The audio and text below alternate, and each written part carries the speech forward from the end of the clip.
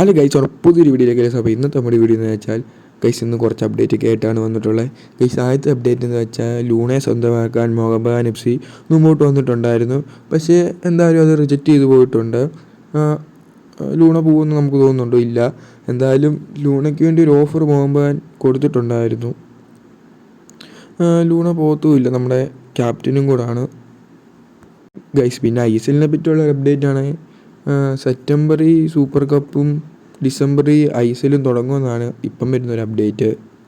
കഴിഞ്ഞ ദിവസത്തെ വീഡിയോയ്ക്കകത്ത് നമ്മൾ പറഞ്ഞു നവംബറിൽ വരുമെന്നൊക്കെ ആയിരുന്നു അപ്ഡേറ്റ്. പക്ഷേ ഇപ്പം വരുന്ന ഒരു അപ്ഡേറ്റ് വെച്ചാണ് നമ്മൾ പറയുന്നത് ഡിസംബറിൽ ISL തുടങ്ങുമെന്നാണ് ഇപ്പം വരുന്നൊരു അപ്ഡേറ്റ്. അപ്പോൾ ഇതിനെക്കുറിച്ചുള്ള നിങ്ങളുടെ അഭിപ്രായം എന്തായാലും ആരെ കമൻറ്റ് ചെയ്യണേ ഗൈസ്. അടുത്ത അപ്ഡേറ്റ് എന്ന് വെച്ചാൽ ആൻ്റണിയെ മാഞ്ചസ്റ്റർ യുണൈറ്റഡിൽ നിന്ന് റയൽ ബെറ്റീസ് സൈൻ ചെയ്തിട്ടുണ്ട്.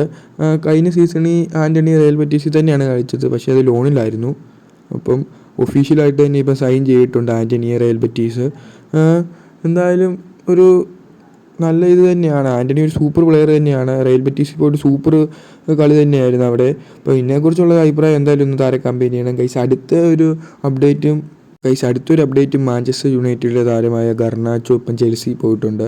അത് ഒഫീഷ്യലായിട്ട് തന്നെ ഇപ്പം വന്നിട്ടുണ്ട് സൈൻ ചെയ്തത്.